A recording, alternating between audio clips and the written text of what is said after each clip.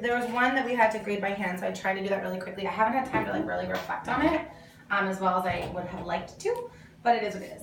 So here is like the matrix break. We gave it on Elluminate, which is really exciting. And so this is kind of the breakdown of like there were 9 questions, and across the questions how they did. Question 3 was that question that showed where it had like the equivalencies, like the picture to picture, which is actually like a 2nd, 3rd grade standard. Kind of threw it in there just to make them feel positive, which is great. They all got it right, which made me really happy. And we actually went over the test a little bit, and so we went over the ones where they had the lowest percentage, which were those like 3 problems. So similar to Brittany, like they're struggling with word problems, which wasn't the point of the unit so far. They kind of threw it in there, and I think Steph had told us too, like, we had contemplated taking it out and incorporating it more into like the multiplication division fraction unit, which is like unit 7 of investigation. So I'm not too worried about it at this point, but I think what it showed me was that their conceptual understanding of like how to go from, like they understand how to go from a fraction to a percent, like automatically, but they don't understand what it is. Like they don't understand that 1/2 is equal to 50/100 because of the relationship between the numerator and the denominator. Like they like know that fact, but when it comes to applying that within the context of like if I bring up like 12 students and I say 1/6 of these students has a hat on, they're like, and they go 1/6 is equivalent. They can like find equivalencies like from their memorization, but they don't know how to apply it. And I think that wasn't really the point of investigation so far, so there's still time in our units to grow with that. I think like Britt said, like pretty much investigations went hard on this. They're fast facts. We like basically for 3 days they were playing a game, investigations where they're like ordering fractions. It wasn't on a number line though. It was like 10%, 50%, 90%, and then they got dealt cards and they had to like place whatever fraction or percent they had within those 3 parameters. And they were getting better at it, but I still think they don't have a conceptual understanding of what it is, and I think that was like pretty clear from this test. That was like my biggest overall takeaway from it, which was what I feel like we kind of knew going in, because word problems were definitely not prioritized and rough. Like they liked it, but it wasn't pretty. So, do you guys want to see the test? Would that be helpful? I think we could. I think we saw it when cool. Britt showed it. We should maybe put 4 minutes on the clock. And is there a question you want support with? I mean, Britt kind of like talked about it already. I think my biggest thing is just kind of brainstorming around ways to show it conceptually, but at the same time, like we didn't really do that yet with our unit, so it doesn't surprise me that they're struggling with it. I have some ideas, and I think there are some like fun ways to do it. I'm curious how investigations does it, but if you guys have ideas around that, or I don't know. It seems like they are understanding the concept of like what a fraction is, because they're shading the portion out of 100, and they're understanding like this percent shows the same amount. It seems like they understand the concept. It's the application piece that's hard, right?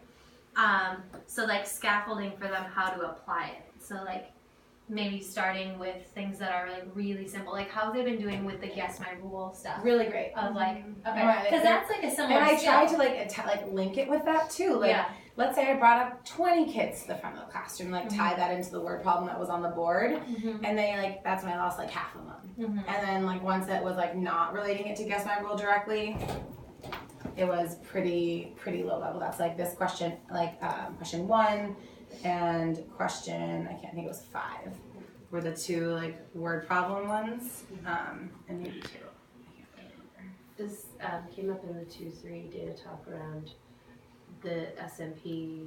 I think it's 7 is making sense of the problem, and I wonder like if we need to teach some strategies around just let's get our head around what is it that this is asking us to do, because even on the pre-test, like this is a good example actually, of the kids know 1/4 and 3/12 are equivalent, but the way that they're representing it doesn't actually match what the problem is asking. It's asking a fourth of 24 marbles or 3/12. They should be drawing 24 and shading in the third of the 24. Right.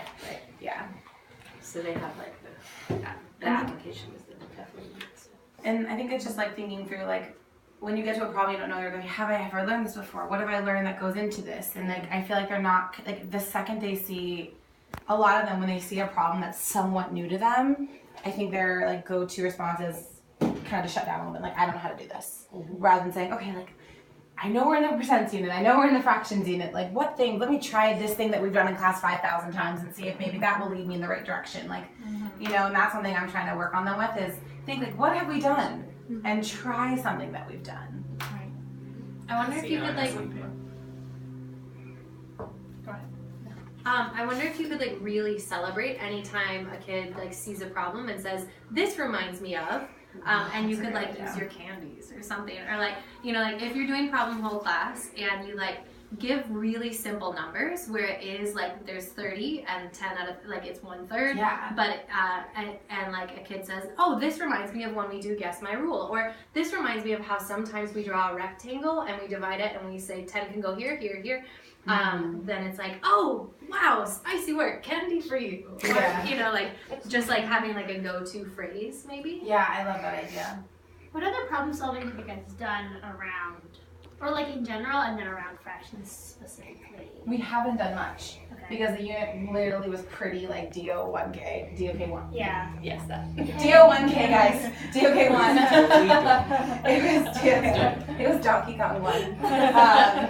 It was very like low level. It was like all strategy memorization. Like it didn't really get into, they actually only gave us one multiplication like word problem day in the actual unit, and then we added a second one like where we created the problems because we were Really like great with that though, the because ones, you broke down the steps. yeah. It was like A, B, C, D, Yeah. and kids were like, first I do A, then I'll do B, Yeah. and then I'll do C, and then I'll do D. How do they do on the second page? Because my kids fell They did apart. fine. On the And second page? Yeah, but the fifth one was hard. Anyways, the fifth one, 23 Oh, the out fifth of question, 25, the fifth yeah. question. But I mean the second, the one that wasn't the one that I created. Oh no, I just had them go to the 5. Oh, okay. Yeah. To like Sharon's idea of SMP7, I'm like wondering how you guys can like explicitly build in time outside of your unit to like discuss the idea of problem solving. Like one thing that we did at the beginning of the year is we gave them problems without numbers and we gave them unsolvable problems. We had to think like, what do they know? What do they want to know? And of first, what do they know? Bam. Then like, what do I need to know or want to know? Great. Then we did that as a whole class, and then we like picked down like, okay, of this, like what will help me solve it? And so that they could like walk themselves through that thinking process of like what's going on in the problem. So like, what do I have? What would I like need to figure this out? What is it asking me to do? Let me collect my tools and my information, and then let me go after it. Teaching the process. Yeah. I think that's what Brittany and I had talked about, is like the process of word problems and like stuff like that, and it's just not, at least in my daily review, it's not a big part of my daily review yet, and I think that's something that would be really, I've been doing more like multiplication, division, like reviewing and spiraling the stuff that we've already taught this year, rather than like working on like a word problem of the day, like which I know last year really helped my kids, having like a word problem of the day, and like, Maybe I don't know, we could maybe do if you've done it, but I haven't. 2 days a week spiral, 2 days a week word problem Yeah. for the current units. I think SMP is personally just not something that I have like gone hard after and like vocalized with them. So I think that's like a really great and pretty easy. Yeah, because I feel like in just in your conversation, you've said like 3 SMPs, like in you Yeah. explaining it, and I'm like, Yeah, oh, you you just have just to said name that. it. You just have Yeah. to name them to your kids. Yeah, Yeah. that's an easy thing to like just spiral into everything we're doing in math. Like, which skill is this? Cool. Well, Tiff took copious notes for you guys, and Some notes. semi-copious notes, and they're in the shared folder, and you just pop back in there and check them out. And we should switch gears over to working on SSTs for 17.